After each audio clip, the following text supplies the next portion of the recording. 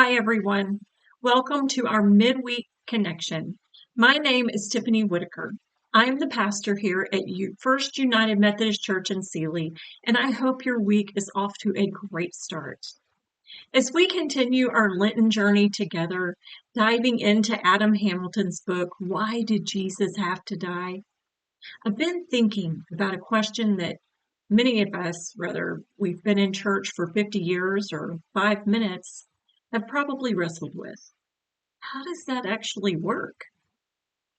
We know Jesus died for us. We know the cross is central to our faith, but Jesus never gave us a technical manual. He described his impending death, but he never sat the disciples down for a lecture on the mechanics of salvation. So this Sunday, we're going to start putting the pieces of that puzzle together. Our sermon this coming Sunday is titled The Crucifixion as God's Word. Think about that for a second. We often think of the cross as an event, but what if we saw it as a message, a word spoken by God directly to humanity?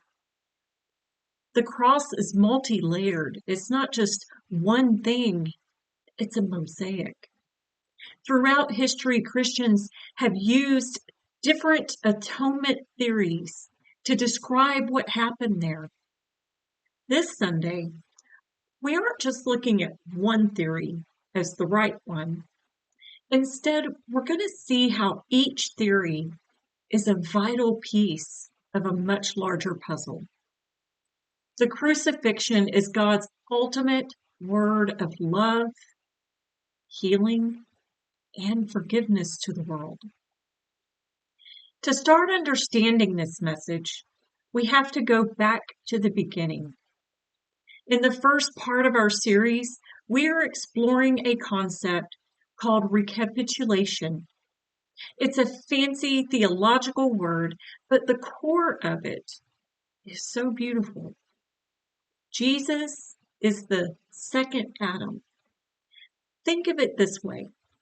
Where the first Adam, humanity, faced a choice in a garden and chose a path that led away from God, Jesus, the second Adam, faced his own garden at Gethsemane. He chose a path of perfect obedience and trust, even though it led to the cross. Jesus came to redo the human story. He stepped into our skin. He lived the life we just could not live. And through the cross, he began to reverse the trajectory of human history. He's putting the world back together, starting with us. So why does this matter in our everyday life? Because the crucifixion is not just a historical event that we study. It is a power that sets our lives on a different trajectory today. If the cross is God's word to us, it's a word that says your past does not define you. Your mistakes do not have the final say. There's a power available to you, the power of the cross that can turn your life in a whole new direction. This Sunday, we're going to look at what it means to actually live in that new direction. How does the second Adam help us make better choices in our own gardens this week?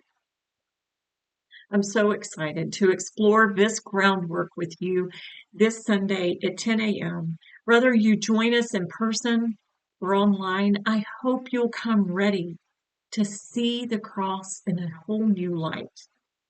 And between now and then, I'd love for you to think about this. If the cross is a message from God to you personally, what do you think God's trying to say to you in this season of your life? Have a wonderful rest of your week, and I'll see you on Sunday.